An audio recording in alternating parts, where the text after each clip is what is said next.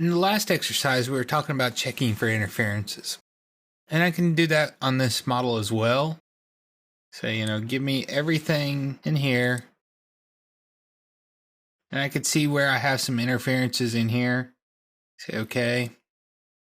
What I can do to fix that is I can kind of pull that down this way, and I can pull this out a little bit.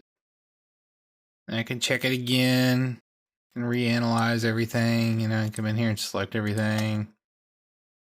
Okay, I'm good. Yay. But what if I wanted to come in here and move this thing around? I have to check it every single time all over again. Instead, what I can do is I can select multiple parts. I can right click, and then I can come down here and turn on contact set. And what the contact set does is it allows the part to move like it would in real world. It actually stops when it hits something. See, boom, it hits, stops. Hit here and it stops.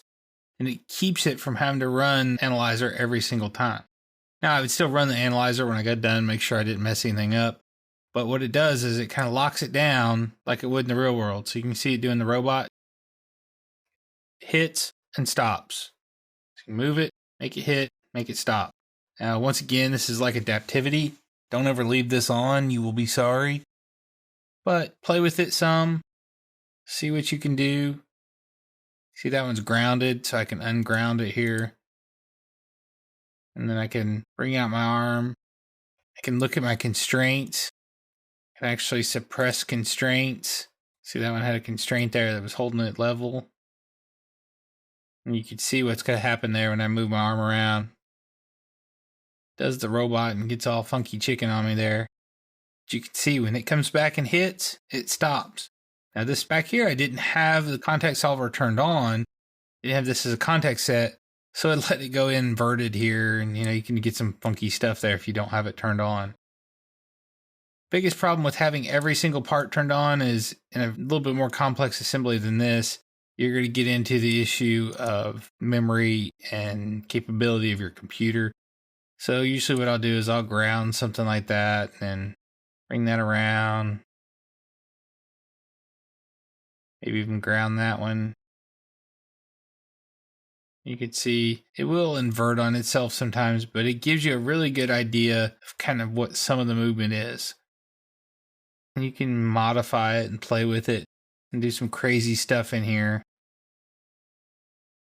Now I can truly see how this thing's going to move in the real world. This is another good example of when you want to do weights as well. If you want to look at the properties on this. Update. This says this thing is 15.822 pounds. I open up this monitor. And I can see that it's saying that this monitor is 9.921 pounds. In real life, I know that that's really 12.25. There's some steel inside this monitor. Okay. So now it's updated with the right weights.